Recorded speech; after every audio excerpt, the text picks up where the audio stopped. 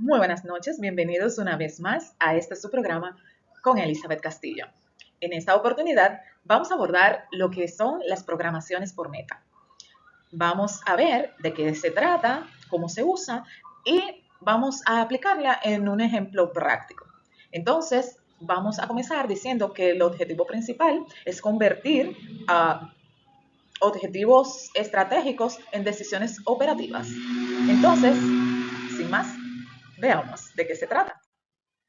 En la programación por meta debemos enfocarnos en conocer algunos elementos fundamentales.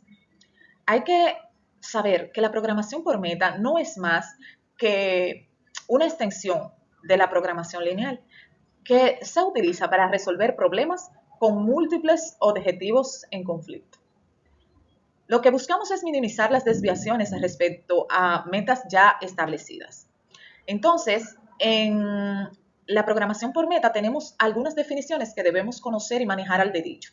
Las variables de desviación, que están designadas por la letra X. Esto es lo que debemos decidir y controlar. Por ejemplo, ¿cuánto vamos a producir? En las metas, por lo general las llamamos target. Esto lo que buscamos es a cuánto nosotros aspiramos a llegar, sea 100, sea 1000, sea a 10,000. Y en las desviaciones nosotros las nombramos por de menos o de más. Estas son las variables de holgura que miden la distancia a la meta, en otras palabras, qué nos falta o qué nos haría excedernos. Hay que recalcar que debemos enfocarnos en la solución. Un ponderado lo que hace es que minimiza la suma de las desviaciones en pesos. Y un preventivo lo que hace es que satisface las metas por orden de prioridad. Entonces, estos son los fundamentos de la programación por metas, en la cual tenemos una estructura. Esta estructura se compone de el sistema que es rígido. Entonces, ¿a qué nos referimos? A la cantidad, a los recursos que vamos a emplear.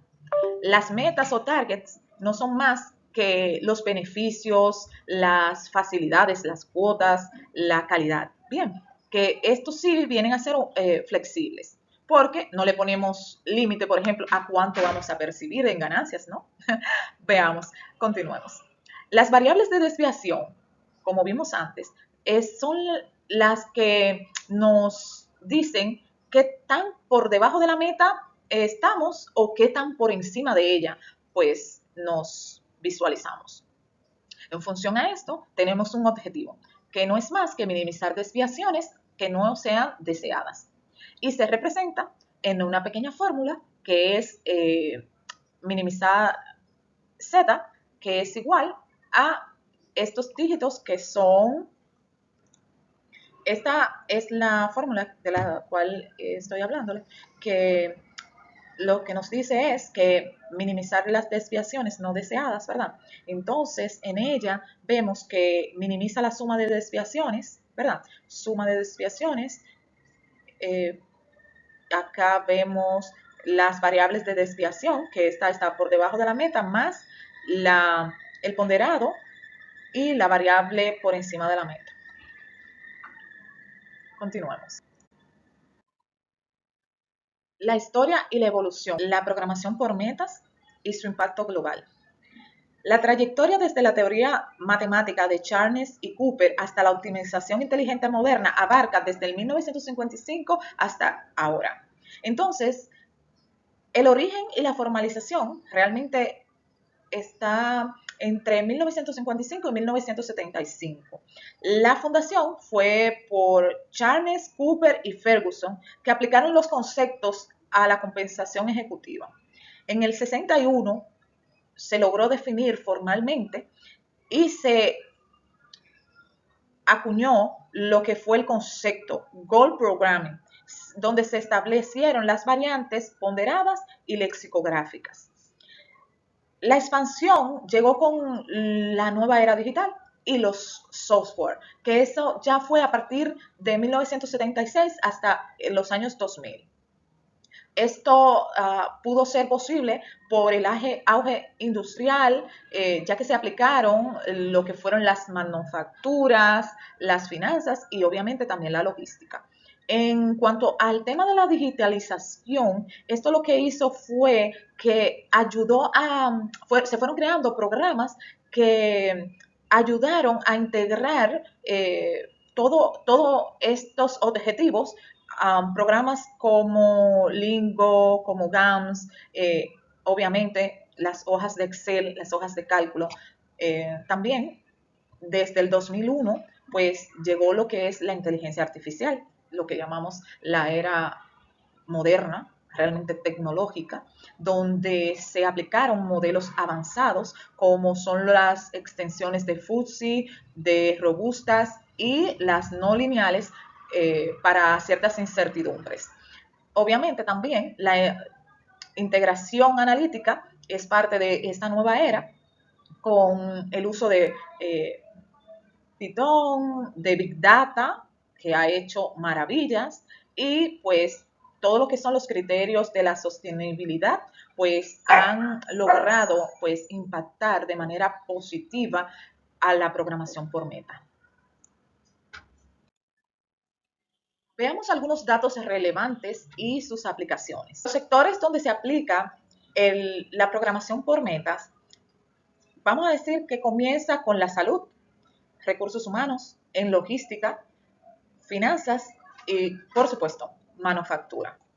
Obviamente, como podemos ver, en manufactura el porcentaje es muchísimo más amplio en cuanto a la aplicación. Obviamente está seguido por finanzas y logística. En las áreas de impacto podemos ver que está planificación, recursos humanos, en inventarios y por supuesto que se va a ver afectado pues la calidad. El enfoque que se busca al aplicar la programación por meta no es más que generar una alta relevancia en planificación estratégica y en la asignación de recursos limitados con metas conflictivas. Las métricas que tenemos para medir el éxito, pues son los costos, los tiempos, obviamente la calidad, la satisfacción y el riesgo. Los resultados van a depender de la reducción significativa tanto del costo como de la mejora en el cumplimiento pues, de los plazos al aplicar pues, la programación por meta. Alguna estadística clave que debemos conocer está en la manufactura, que como ya vimos representa el 45% pues, del sector, es el sector principal. Luego, la toma de decisiones, que nos ayuda a reducir los conflictos. El porcentaje se maneja en un 85%, en algunos casos puede ser hasta un poquito más. Y el 3.5 es en cuanto al retorno de inversión, en cuanto a proyectos complejos. En la mejora de la eficiencia, podemos ver que estos datos van en favor de un 60% en cuanto a la asignación de recursos. Aquí podemos ver una comparativa de lo que son la programación lineal versus lo que es la programación por meta. Esto lo que nos representa esta transición, un cambio pues en la visión. Pasamos de buscar una solución matemática, vamos a decir, óptima, bajo restricciones estrictas, a buscar una solución que satisfaga lo que es el equilibrio múltiple de los intereses que estén en conflicto. Mientras la programación lineal maximiza un solo valor, por ejemplo, cuánto vamos a percibir en beneficio por la aplicación de este proceso, la programación por metas lo que hace es que mejora los trade-offs, que son los intercambios entre metas como calidad, costo y tiempo. La programación por meta nos permite mezclar unidades incomparables como son horas, dinero, unidades, mediante la normalización de desviaciones. En esta comparativa de programación lineal y programación por meta, tenemos un único objetivo, en la programación lineal, mientras que en la programación por meta buscamos alcanzar varias metas a la vez. La función es optimizar el valor de la función económica y minimizar las desviaciones no deseadas. En la flexibilidad, en la programación por meta, vemos que es flexible, sin embargo, eso no se da en la programación lineal. El resultado final es que en la programación por meta, la solución de compromiso es satisfactoria, sin embargo, en la programación lineal, solo la solución óptima, absoluta, es satisfactoria. Entonces, en la programación por lineal, es un uso típico que se le da es en el transporte, en la mezcla de productos simples o en la asignación de tareas. En cuanto a la programación por meta, se gestiona en lugares complejos como en hospitales, en centros de inversión, en producción, etcétera. Veamos un ejemplo práctico de producción. Veamos una fábrica que produce dos productos, prioridad 1 y prioridad 2, con recursos limitados y metas financieras conflictivas. Los datos que tenemos es que la prioridad 1 es la utilidad de 30 euros, requiere 4 horas de trabajo, mientras que la prioridad 2, la utilidad es de 20 euros y requiere 2 horas de trabajo. El recurso que tendremos es 100 horas disponibles. Esta es, vamos a decir, una meta floja, bien, que no es tan estricta. Las metas y prioridades, pues tenemos una demanda mínima, tenemos una utilidad deseada y no podemos exceder, pues, las 100 horas de trabajo. ¿Qué buscamos? Buscamos definir los niveles deseados, las variables de desviación y analizar, pues, los escenarios.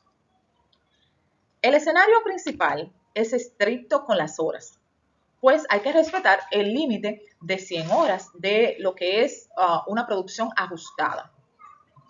En el escenario B vamos a priorizar la utilidad. Lo que buscamos es alcanzar los 1.000 euros y que va a requerir horas extras. En conclusión, podemos ver que la decisión depende de la penalización relativa. Aplicando la variable de desviación, que sería minimizar demanda más la utilidad más las horas de trabajo, tendríamos que aplicando P1, P2, P2 y las variables de desviación, tendremos como objetivo los 1.000 euros, ¿no? Entonces, la restricción viene dada en las horas. En el escenario A tendremos un resultado de utilidad de 900 euros. Nos faltaría para llegar a la meta de los 1.000 euros. En el escenario B, el resultado en horas sería de 110, o sea que nos excederíamos de la meta de 100 horas con 10 horas por encima. Entonces, ¿es más costoso pagar horas extras o perder utilidad potencial? Eso ya va a depender de la empresa para la cual estemos haciendo este trabajo. Pero casi siempre sale menos costoso pagar las horas extras y pues priorizar la utilidad. Esto ha sido todo, espero que se encuentren bien y nos vemos en una próxima entrega.